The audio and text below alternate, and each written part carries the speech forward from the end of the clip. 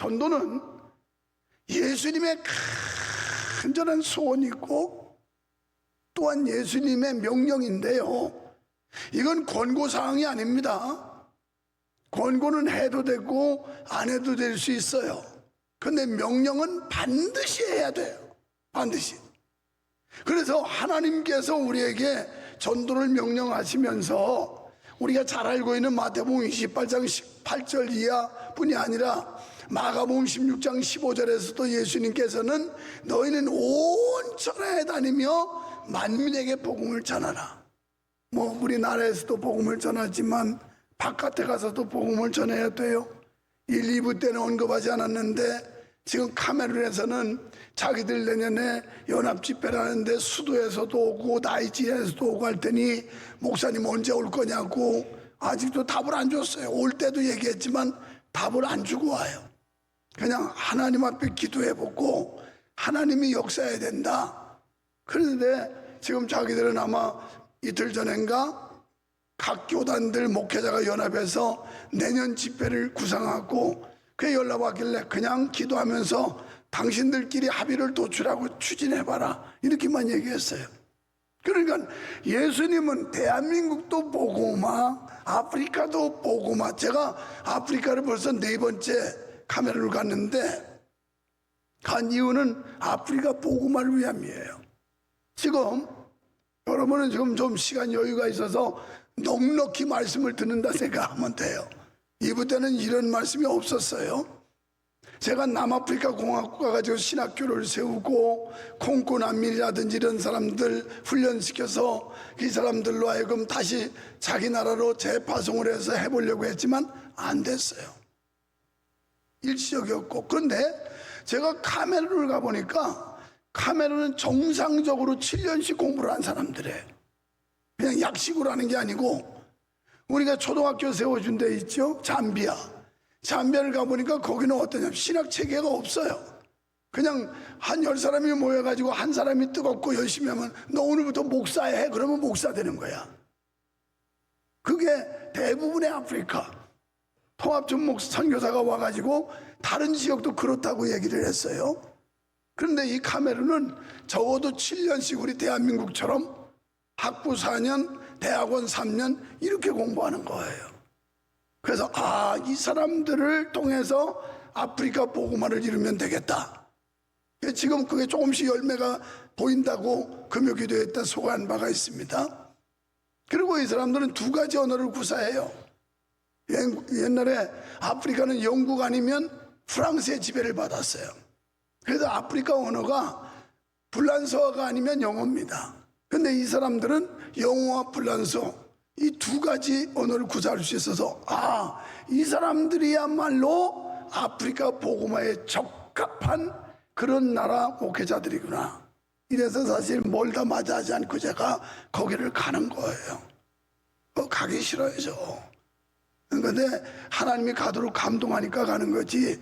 그래서 내년 3월 말부터 4월 초라서 그때는 우리 교회 40주년 기념 행사가 이어지는데 무슨 아프리카냐고.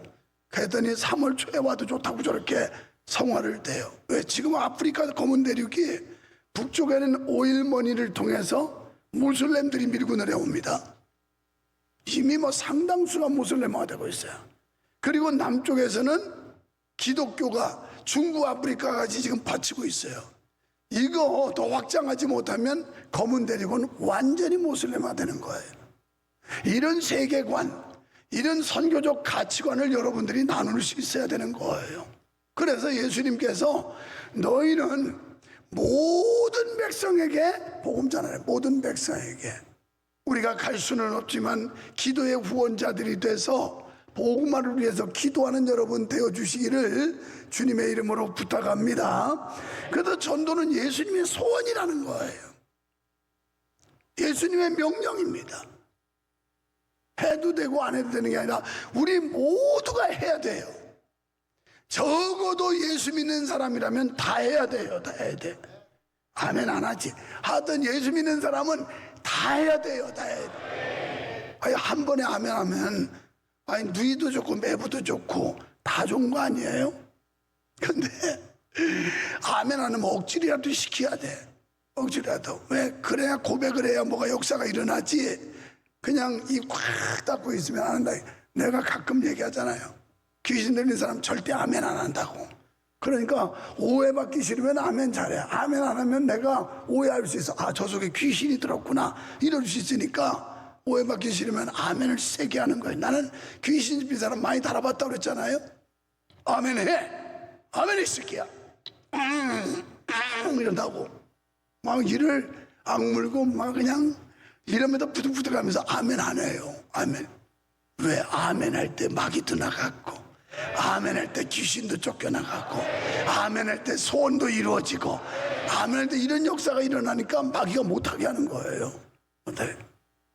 그래서 은혜 있는 사람들 보면 심령에 은혜 있는 사람은 아멘을 잘해요. 근데 은혜가 바짝 말라있는 사람은 아멘을 못해요. 아멘. 자, 이게 진리고 원리입니다.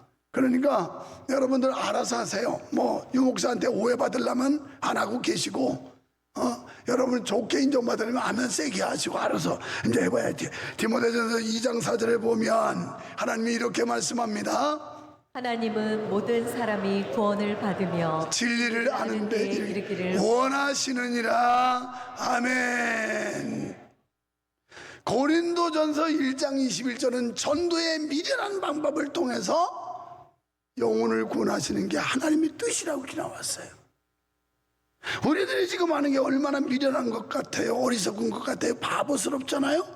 근데 하나님은 그런 방법을 통해서 영혼을 구원하시기를 원하신대요.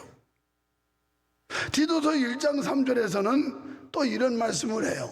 자기 때 자기의 말씀을 전도로 나타내셨으니 이 전도는 우리 구주 하나님이 명하신 대로 내게 맡기신 것이라. 아멘. 하나님이 우리에게 맡기신 일이라는 거예요. 전도는 하나님이 우리에게 맡긴 거예요. 유목사가 맡기는 게 아니에요. 유목사는 여러분이 하도 안 움직이니까 좀 움직이라고, 그래서 충격요법도 쓰는 거고 자극도 주는 거고 때로는 긴장도 시키는 거고 이래서 전도하라는 거지. 이 전도는 이 기간뿐이 아니에요. 정말 우리의 영혼이 살아있다면 해야 될 일이란 말이에요. 여러분, 하나님께서도 본문에 보면 전도가 쉽지 않다는 거 아셨어요. 그래서 에스겔 선지자를 보내시면서 가시와 찔레와 함께 있으며 전갈 가운데 거주하는 것과 같다라고 말씀했어요. 이와 비슷한 말씀을 마태복음 10장 6절에서 예수님께서도 제자들을 세상에 보내시면서 이렇게 말씀을 해요. 보라, 내가 너희를 보냄이 양을 이리 가운데로 보냄과 같도다. 그러므로 너희는 뱀같이 지혜롭고 비둘기같이 순결하라. 아멘. 그러니까 아니, 양을 갖다가 다음 주에 양에 대한 설교가 나올 텐데 양을 갖다가 이리 가운데 보는 먹잇감 되지요. 이렇게 위험한 상황 속에 제자들을 보내는 심정이라고 예수님 말씀하셨는데요. 여러분, 우리가 지금 나가서 복음을 전하는 건 이리와의 싸움처럼 이런 영적 전투예요. 사탄 마귀가 이 건강한 인간들의 영혼을 사로잡고 안 뺏기려고 발악을 하고 있는 거예요. 안 주려고. 이걸 가서 우리가 영권을 가지고 예수의 이름으로 복음을 전하고 그들을 그리스도께로 돌아오게 하는 일이 전도라는 거예요. 본문에서 강박한 이스라엘 백성들이라고 말씀하는데 이 말씀은 하나님의 말씀을 거역하고 반역하고 도전하고 배은망덕하고 이런 백성들이었어요. 그래서 그들을 패역한 백성들이라고 표현하고 있는데, 패역한 백성들이란 원어는 쓰다는 뜻입니다. 쓰다. 그래서 불쾌할 정도로 거역하고 배신하는 행위, 이걸 패역한 백성이라고 표현하고 있는 거예요. 또 얼굴이 뻔뻔하다고 그랬는데 원어에 따라서 얼굴이 단단하다는 뜻이에요. 그러니까 진리에 전혀 반응하지 아주 무감각한 상태, 이런 사람들에게 보낸다는 겁니다. 그 당시에 에스겔이 가서 전도할 때의 상황이 이런 상황이었어요. 아주 딱딱하고 무감각하고 반응이 없고 아주 심령이 딱딱하게 굳어가지고 강팍하고 이런 사람들에게 보낸다는 거예요.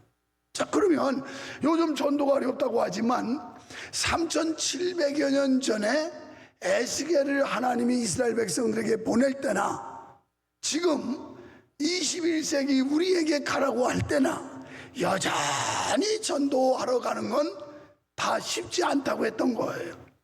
에스겔도 자신이 없었던 겁니다. 그런데 하나님께서 에스겔에게 너는 네 발로 일어나라 이렇게 1절에 말씀해요. 또 자기의 발로 일으켜 세우셨어요. 2절에 오늘 우리 명성교회 가족들 우리들 스스로 일어나야 돼요. 일어나야 돼. 주저앉아서 뭉기적거리던 자리에서 벌떡벌떡 일어나는 역사가 있기를 축원합니다. 그래서 모든 성도가 일어나야 돼. 감사하는 마음은 성령의 마음이고요, 불평하는 마음은 마귀의 마음이에요. 성령이 주는 은혜는 그저 감사해. 감사. 현지야, 이현지 감사함으로 연주하고 있는 거지.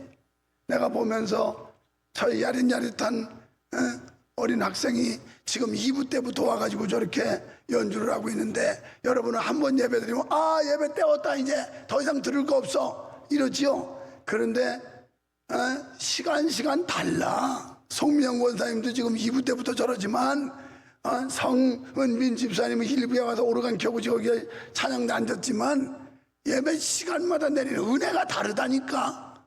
은혜가. 근데 여러분은 1시간 예배 때우면 아 오늘 때웠어 이제. 때워서 되겠습니까? 은혜 받아야지. 아니 때워서 되겠습니까? 하나님께 영광 돌려야지. 할렐루야. 그래서 감사하는 마음이 있을 때 자원하는 마음으로 할 수 있어요. 자원. 마음에 기쁘면 자원. 제가 지난 주간에 제주도 가서 전국 모회장들에게 이렇게 말했어요. 목회를 즐겨라. 즐겨라. 찬양대도 찬양을 즐겨야 이 사람들이 오랫도록 할 수 있지. 어거지로 하는 사람은 들락날락 해요. 연주하는 사람도 연주를 즐겨야 여기에 심취해가지고 막 이러지. 그처럼 이래요. 즐겨야 되는 거예요. 안내를 그 안내에 즐겨야 빵긋빵긋 웃으면서, 어제 결혼주례 하는데 신부가 얼마나 좋아서 우는지 막 그냥 싱글벙글 들어오면서 난리가 났더라고. 난리가 났어. 오늘 우리 속에 감사하는 마음이 있으면 즐거움으로 할 수 있는 거예요. 우러남으로 할 수 있는 거예요. 억지로가 아니라 자원해서 할 수 있는 거예요. 이런 은혜 받으시기를 원하시면 아멘. 다 이 은혜 받아야 돼요. 그래서 교회에서 어떤 사역을 맡기는 그 사역을 감당할 때 막 우러나서 기쁨으로 즐거움으로 감사함으로 할 수 있게 되기를 원하시면 아멘. 고린도 후서 8장 12절에서 할 마음만 있으면 있는 대로 받으실 터이요 없는 것은 받지 아니하시리라. 아멘. 할 마음이 생겨나기를 축원합니다.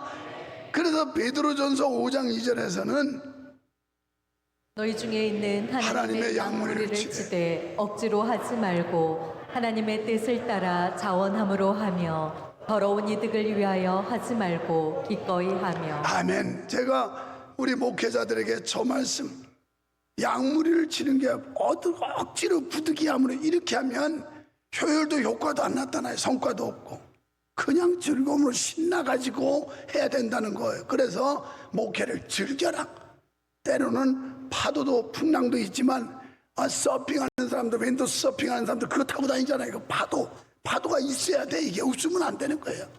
우리가 인생살이 하면서 이런 파도를 무서워하면 아무것도 할 수 없는데, 여러분 고린도후서 6장 4절에서 사도 바울은 이렇게 말씀해. 나는 하나님의 일꾼으로 자천했다. 누가 하라고 하는 게 아니라 자기가 자원해서 자천을 했다는 거예요. 우리 청년들이 3개 청년이 있는데 얼마 전에 총회를 했어요. 얘기를 들어보니까 201 청년, 202 청년은 서로 임원하겠다고 막 그래가지고 투표를 해서 막 한 표 차이, 두 표 차이로 했다는 거예요. 그런데 30 청년들은 서로 부담스러워가지고 어렵게 임원 구성을 했다는 거예요. 너무 대조적이잖아요. 201, 202 청년들은 서로 하겠다고. 아니, 다툼이나 허용 말고 선한 욕심이지요. 이거 하나님의 일, 하나님의 사역 내가 해보겠습니다. 내 부족하지만 한번 해보겠습니다. 노력하겠습니다. 이게 은혜지. 그냥 손사래를 치면서 그런 거 시키면 나 안 나와요. 안 나오면 어디 갈래? 지옥 갈래? 그런 거 시키면 나 교회 떠나요. 떠나서 어디 갈래? 지옥으로? 무슨 하나님 앞에 사역을 기쁨으로 즐기면서 감당해야 된다는 거예요. 즐기면서.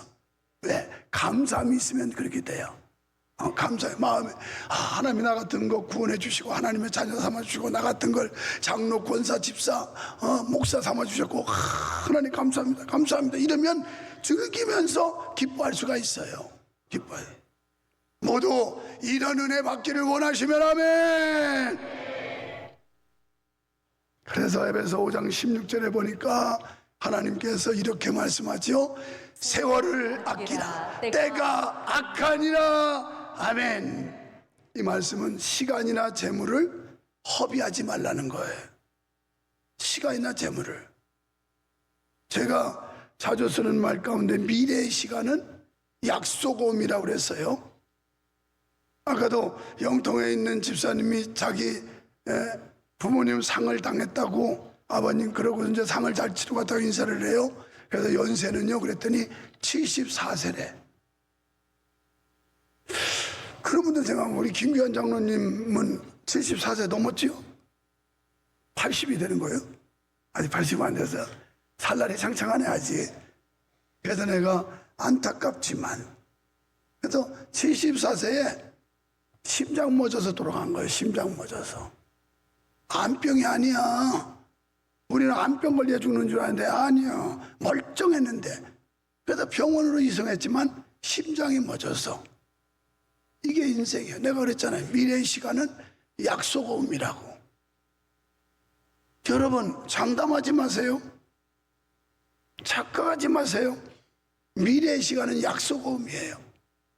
내일이라는 시간, 다음 주라는 시간 하나님이 주셔야 내 날이 되는 거지 하나님이 허락하지 않으면 우리는 영안 실행이야. 그래서 세월을 아껴라. 때가 악하니라. 우리에게 주신 시간 허비하지 말라는 거예요. 허비하지 말라. 우리에게 주신 물질 헤프게 쓰지 말라는 거예요. 헤프게. 에이 3부 예배는 또 얘기하자. 뭐 1, 2부는 잘 까먹고 못했네. 지난주에 추수감사제를 지냈는데 하여튼 추수감사 지났으니까 얘기하는 거예요. 어떻게 외식하면서 밥 한 그릇 값도 안 합니까? 너무한 거 아닌가 그거?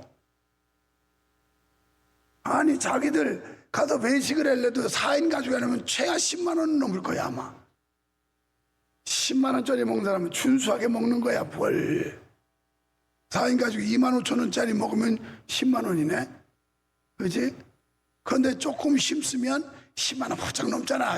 속에다 그 뱃속에 하숙으로 보내는 거 비싸게 먹잖아. 여러분 다 알아 내가.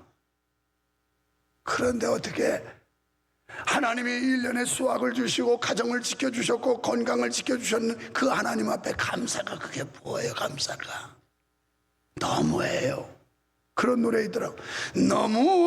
너무합니다. 너무합니다. 당신은 너무합니다. 너무해요. 하나님의 은혜를 감사할 줄도 모르는 거예요. 이건 돈의 문제가 아니야. 돈의 문제. 어떤 한 수집사는 365만 원을 드렸대.